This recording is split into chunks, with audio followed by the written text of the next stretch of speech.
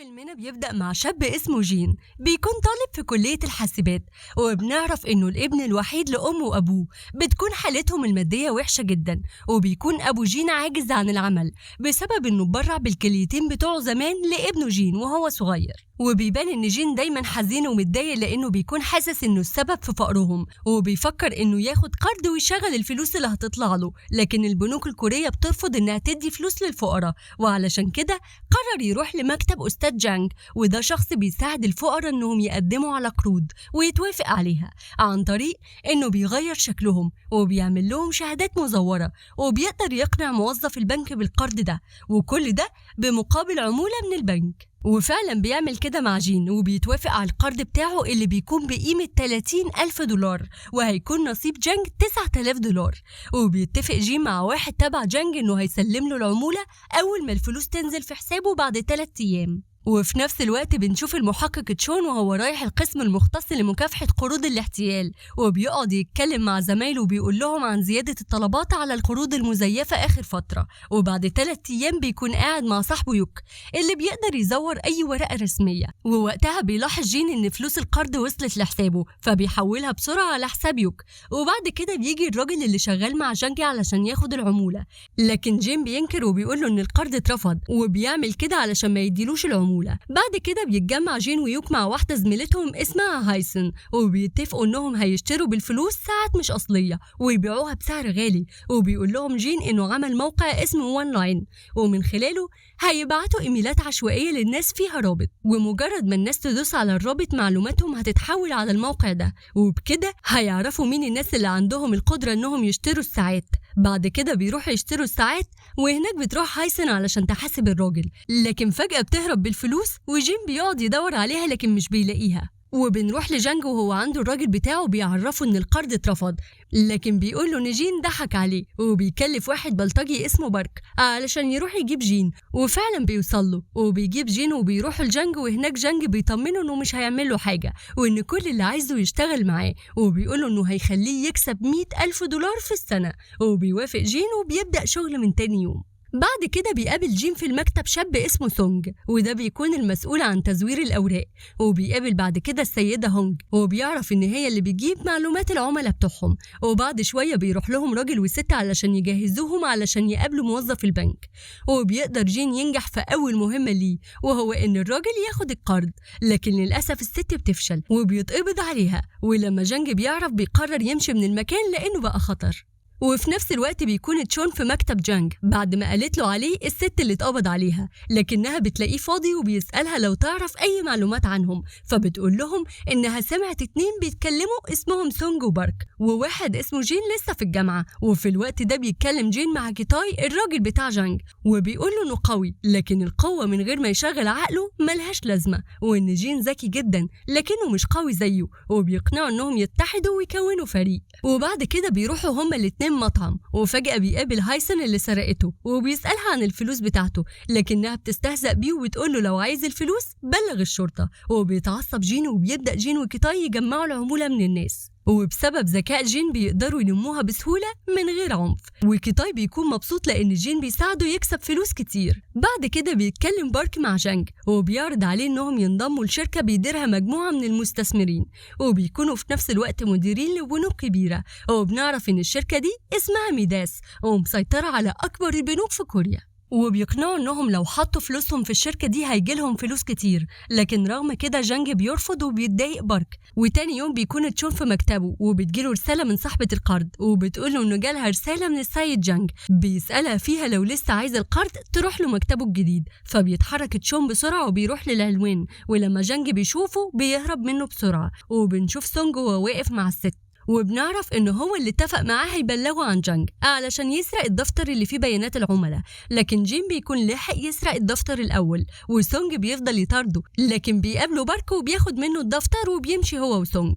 وكيتاي بيوصل لجانج وجين وبيهربوا لمنطقة بعيدة، وبيقول لهم جانج إنهم لازم يوقفوا شغل وإنه قرر يختفي شوية لأنه وشه اتعرف والشرطة اتعرفت عليه، وبيكون معاه نسخة من دفتر بيانات العملاء فبيديها لجين. وبعدها بيفكر جين وكيتاي إنهم يكملوا الرحلة لوحدهم، وبيضموا معاهم السيدة هونج، وبيقنع صاحبه يوك كمان إنه ينضم ليهم ويزور الأوراق بدل سونج، وبيعرفهم إنهم مش هيحتاجوا الدفتر تاني وإنه شغلهم كله هيكون على موقع وان لاين وهيبعتوا من خلاله رسالة للناس يسألوهم إذا كانوا عايزين قروض، ومجرد ما يدوسوا على الرابط بيانات العملاء هتضاف للموقع تلقائي. وفعلا بيبدأوا الشغل بنفس طريقة جانج، لكن جين قرر إنه يطورها، وخلال مدة صغيرة وصل لعدد كبير من العملاء.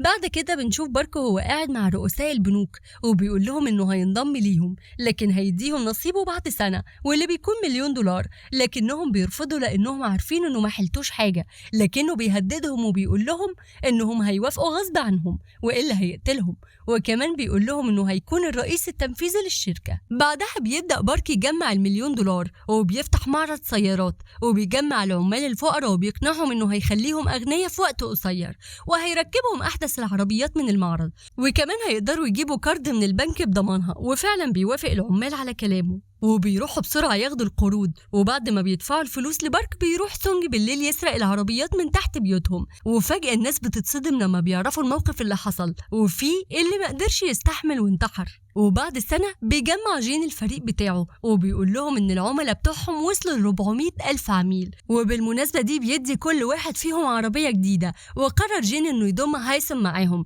لأنها بتقدر تزور الورق على كمبيوتر بسرعة عكس يوك اللي بياخد وقت طويل جدا في الرسم.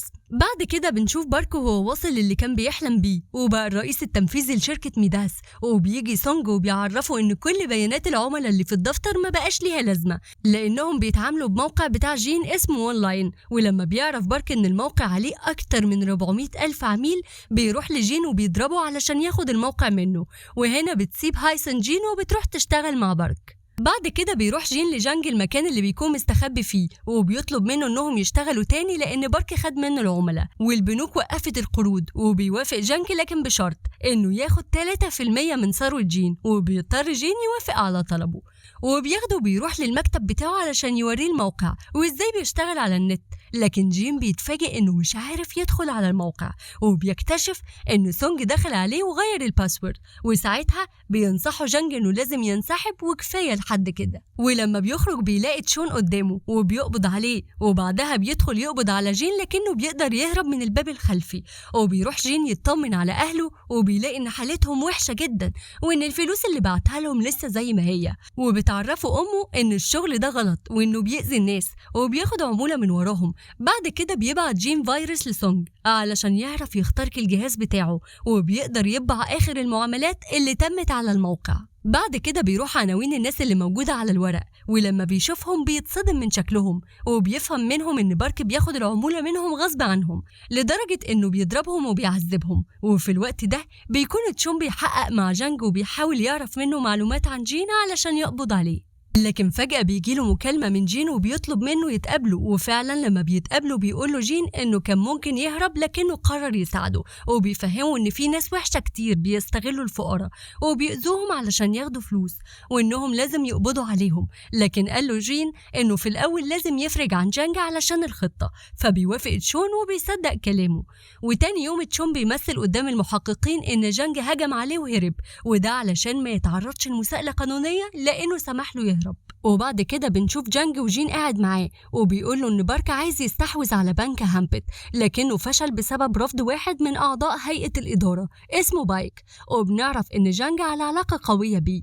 وتاني يوم بيرتب جانج مقابلة مع بايك وبارك وبيقول له انه عايز $5,000,000 علشان يوافق على المناقصة، لكن بارك بيرفض. وهنا بيتدخل جانج وبيقول له انه عنده فكرة لمشروع جديد، وهي انهم يبنوا اماكن لحفظ الموتى وهتكون وهمية وهيخلي الناس تاخد قروض بضمانها، وطبعا البنك هيوافق على القرض لأنها مباني أسعارها ما بتنزلش، وبيوافق بارك فورا. وتاني يوم بيجمع جين الفريق وبيقول لهم إن بارك هيساعدهم ياخدوا قروض وهتبقى حالتهم أحسن، وبيخليهم بعد كده يركبوا باصات. وبارك بيطلب من سونج يفهم الناس هيقولوا إيه لموظف البنك، وبياخد هونج وبيطلعوا على المكتب وبيربطها فيه، وبيقول لهايسون إنه شاكك فيهم إنهم يخدعوه، فبتتعصب جدا وبتوقع الشاي على بارك غصب عنها، وبيروح بسرعة يغير قميصه. وهنا بتوصل الشرطة وبتقبض على سونج.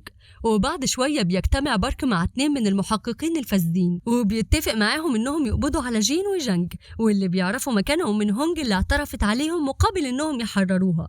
وفعلا بيتحركوا على المكان وبيلاقوا كيتاي واقف هو ورجالته على الباب، وبيمنعوهم يدخلوا وبيتخانق الطرفين. وفي الوقت ده جانج بيكون متنكر في شكل بارك، وبيقنع موظف البنك انه يديله قرض ب1,000,000 $، وبيطلب منه يكلم مدير البنك نفسه ويفهمه ان القرض ده لأستاذ بارك. فبيعمل كده وفعلا القرض بيتوافق عليه، وبعدها بيروح يستلم القرض.